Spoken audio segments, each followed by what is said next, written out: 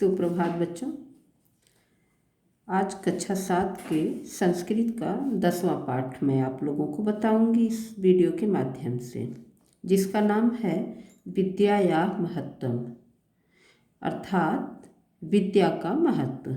हमारे जीवन में विद्या का क्या महत्व है इस पाठ के माध्यम से बताया गया है मधुर वचनानी, मधुर वाणी में। चलिए अब श्लोक पर आ जाइए बच्चों। ईशां न विद्या न तपो न दानं ज्ञानं न शीलं न गुणो न धर्म ते मर्त्यलोके भुवि भारभूता मनुष्य रूपेण मृगाश्चरन्ति। ईशां अर्थात जिसके पास न विद्या है, न तप है, न दान है, न ज्ञान है, न शील है, न गुण है और न धर्म है। ते अर्थात वे मर्त्यलोके इस मृत्युलोक में अर्थात इस धरती पर भूवि भारभूता भार स्वरूप होते हैं। मनुष्य रूपेण मृगाश्चरन्ति वे मनुष्य के रूप में मृग यानी पशु, चरन्ति यानी विचरण करना, वे मनुष्य के रूप में पशु के समान विचरण करते हैं। अर्थात जिसके पास न विद्या है, न तप है, न दान है, न शील है, न ज्ञान है, न गुण और धर्म है, वे मनुष्य इस मृत्युलोक में अर्थात धरती पर भार स्वरूप होते हैं और मनुष्य के रूप में वो पशुओं के समान विचरण करते हैं। उनके जीवन का कोई महत्व नहीं होता। यस्य नास्ति स्वयं प्रज्ञा शास्त्रम तस्य करोति किम। प्रज्ञा अर्थात बुद्धि, जिसकी बुद्धि स्वयं नष्ट है, यानी जिसकी बुद्धि भ्रष्ट है, जिसके पास बुद्धि नहीं है, शास्त्रम तस्य करोति किम, शास्त्र उसका क्या करता है, शास्त्र उसका क्या कर सकता है। लोचनाभ्याम विहीनस्य दर्पणः किम करिष्यति। दर्पण यानी शीशा, लोचन माने नेत्र, जो नेत्रों से विहीन होते हैं उनका दर्पण क्या करेगा। अर्थात जिनके पास आँखें नहीं हैं वो शीशे में क्या कर सकता है, शीशा उसका क्या कर सकता है, अर्थात वो शीशे में कुछ नहीं देख सकता है। उसी प्रकार से शास्त्रों का कितना भी व्यक्ति अध्ययन कर ले, लेकिन अगर उसकी बुद्धि नष्ट हो गई है तो उसका जीवन नहीं सुधर सकता है। ठीक है, जिसकी बुद्धि स्वयं नष्ट है, शास्त्र उसका क्या कर सकता है, यानी शास्त्र उसके जीवन को नहीं सुधार सकता है। वह शास्त्रों का अध्ययन करके कभी भी सुधर नहीं सकता है।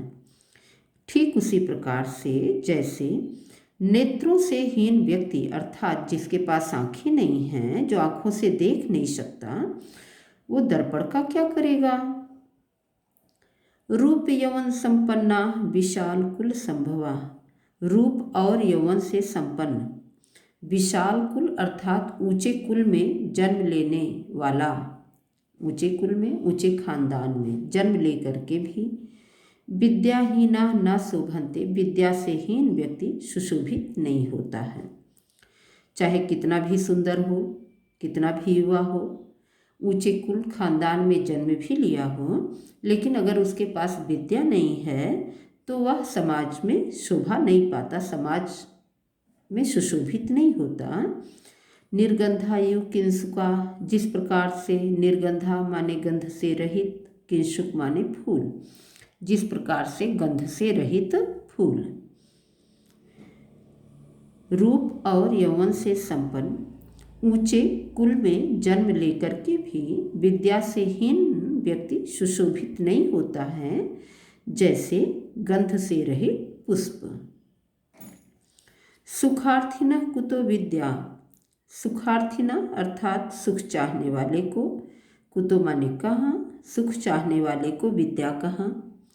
विद्यार्थिना कुतो सुखम, विद्या चाहने वाले को सुख कहाँ। सुखार्थी व त्यजेत विद्याम, सुख चाहने वाले को विद्या त्याग देनी चाहिए और विद्या चाहने वाले को त्यजेत सुखम, सुख त्याग देना चाहिए। अर्थात विद्या और सुख एक साथ नहीं हो सकता है। सुख चाहने वाले विद्या नहीं पा सकते हैं और विद्या चाहने वाले को सुख नहीं मिलता है। वो बहुत ही कठिन परिश्रम करके विद्या प्राप्त करता है। तो सुख चाहने वाले को विद्या कहाँ, विद्या चाहने वाले को सुख कहाँ। सुख चाहने वाले को विद्या त्याग देनी चाहिए और विद्या चाहने वाले को सुख त्याग देना चाहिए।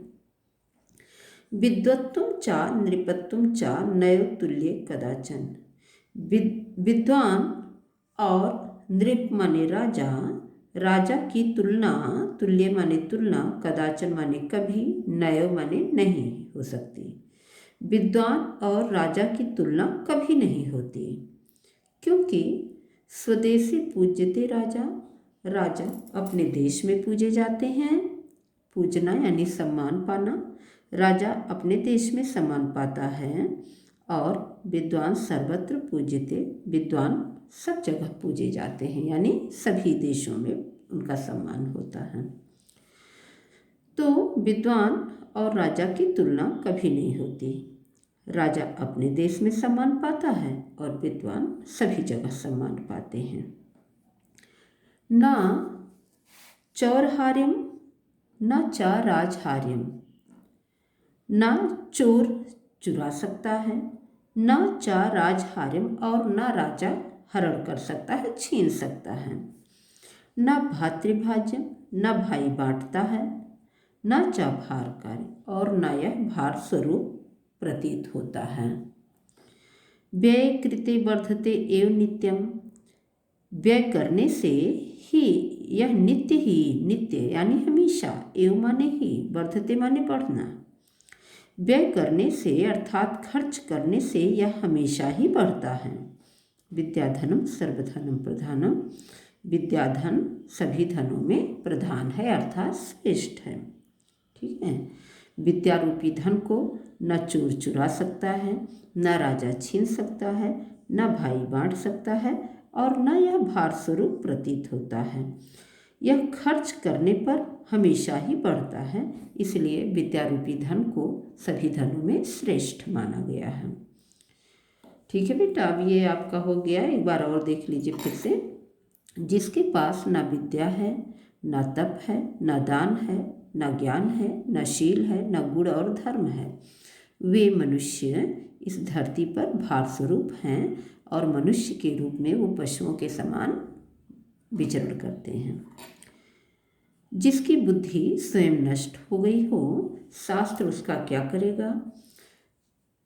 लोचनाभ्याम विहीनस्य। जिस प्रकार से नेत्र से हीन व्यक्ति दर्पण का क्या करेगा, शीशा में वो कुछ नहीं देख सकता।